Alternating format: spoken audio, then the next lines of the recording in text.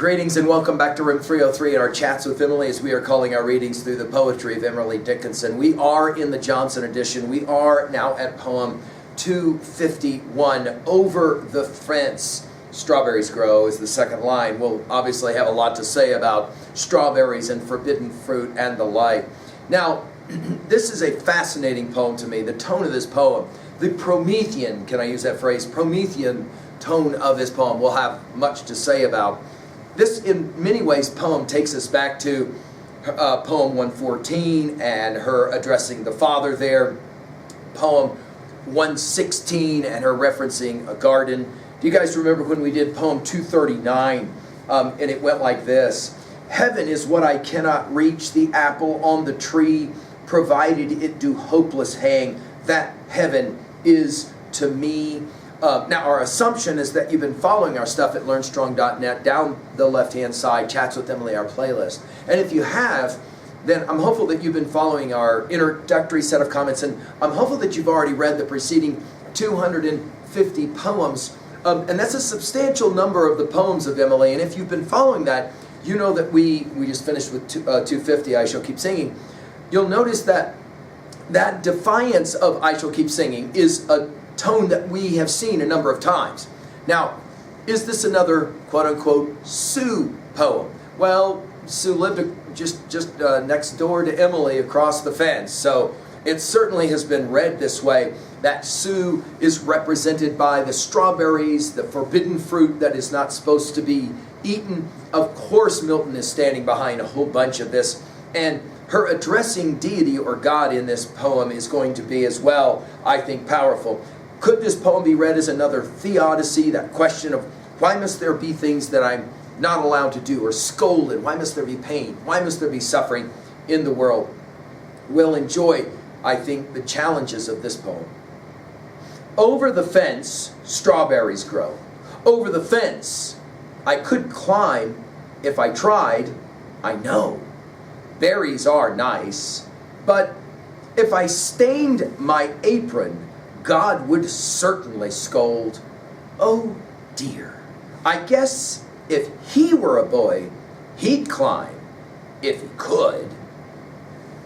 Now, there's just there's so many things happening in the poem. This is why we love the poetry of Emily Dickinson, and a poem that's often not going to get anthologized, and yet, if you're going to study Emily at all, this is a poem that you really, I think, have to pay attention to. You know, sometimes people who don't read a lot of Emily Dickinson will say, she's so morose, she's always writing about death. And I think the defiance of Emily is often misunderstood, not appreciated, and here we're going to see it. Notice, over the fence, twice used, repeated, right? The fence, the wall, we, of course, immediately think of a poem like Frost's Mending Wall, don't we? We've given full lectures at LearnStrong.net. The idea of separation in some way, or that which we cannot have, i.e. temptation. And immediately, of course, with the injection of the word strawberries, we find ourselves with Milton and with Paradise Lost. Of course, there it's an apple, as we already said from poem 239 when we did that poem. Strawberries is only used, though, referenced one time in all of the 1,775 poems of Emily in the Johnson edition. This will be its only use, which I find fascinating.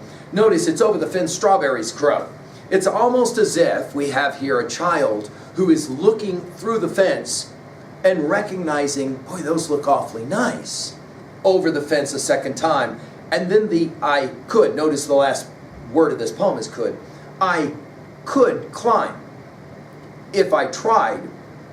This is that if construction of if he could, if I tried, and then there's the I know. Now, all of a sudden, we read a poem like this and we're like, well, okay, clearly we are in word picture land. We are in metaphor here. There's something that Emily is not allowed to do. She knows she could do it if she tried, if she was given an opportunity. And of course, there's a whole lot of different readings here. Some see the strawberries as representative of the relationship that she longs to have with Sue, but she knows that she cannot have with Sue. Of course, Sue married to her brother. Some see this as, I know there are poems that I could write. If only I tried. I know that I could. And then, of course, this wonderful, not, I don't think, a throwaway line, berries are nice. Notice it's not strawberries, but berries are nice. Now, how she knows that, right, because she hasn't experienced that, is going to be left to all kinds of interpretation. Like, how do you know berries? How do you know the strawberries are nice until you taste them? Here, of course, she's seeing with her eyes what she wants. We think immediately, of course, of Milton. We think immediately, of course, of Eve looking at that apple. We've given full lectures on that entire epic at learnstrong.net, and you can run those studies to ground. The word but, of course, is the hinge word of this. I know I could, and of course, grow and know are together. What was the tree in Milton? And of course, in Genesis 3, what was the tree called? The tree of the knowledge of good and evil. I know, she says, but there's this whole thing about staining, right? If I stained my apron. Now, a lot has been made of this word. I find it a significant word. If strawberries only gets used one time in all of Emily, guess what? Stained also only gets used one time in all of the poetry of Emily Dickinson. You know, I think it's the key word. As we have said, so many of these poems are brought together around a fulcrum word, a single word, and here it is, stained. She says, if I climbed over the fence, I know I would stain my apron, and then immediately it's God would certainly scold. Did you notice it's not daddy, it's not father, it's God would certainly scold. Taking us again to the world of metaphor. In other words, I could do this, and I know that I could do this, but there would be a certain scolding that would happen for me. And this word scold only gets used one other time. We mentioned it when we were studying 2:15. What is paradise? Who live there? Are they farmers? Do they hoe? Do they know that this is Amherst and that I am coming too? Do they wear new shoes in Eden? Is it always pleasant there? Won't they scold us when we're homesick or tell God how cross we are? Only other use of the word scold, and in both cases, it is in reference to something happening in the afterlife.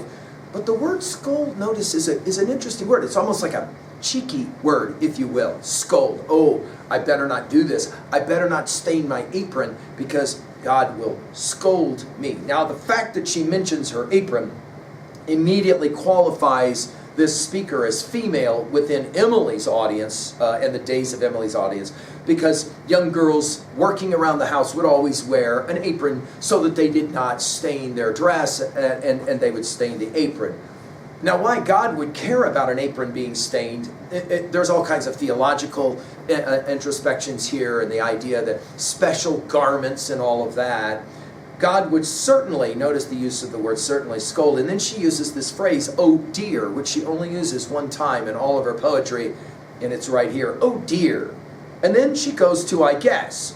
Now, the riddles of Emily, the puzzles of Emily, those of us who love to read her poetry are constantly involved in that. You'll maybe remember that she actually said to Sue in letter 586, in a life that stopped guessing, you and I should not feel at home. Here it is a guess. She says, oh dear, I guess if he were a boy. Now that's interesting. The he here obviously is what? God? If he were a boy, he'd climb if he could. There almost seems to be a suggestion that Emily is taunting deity to say, I know I could do it better. I know I could even climb over this fence better than God if God were a boy. I know I could do it. Now, many have read this poem from its Promethean tone to suggest she thinks she can do anything that a boy can do. She could just do it better if only she were allowed to. Now, what are we going to do with a poem like this at 2A? Well, I think that we could make the argument. It is hard, obviously, to live seeing something you know you could have if only you'd be allowed to have it. And the fact that you're tempted to want it, and yet you're going to have to live with repercussions if in fact you go for it. Some have obviously read this as Emily's longing to be with Sue as lover, but knowing that, of course, deity will not allow such a liaison. At 2B, well, the word choices here are remarkable. Of course, strawberries, as we said, often are going to be sometimes understood as possibly the fruit she cannot have, i.e.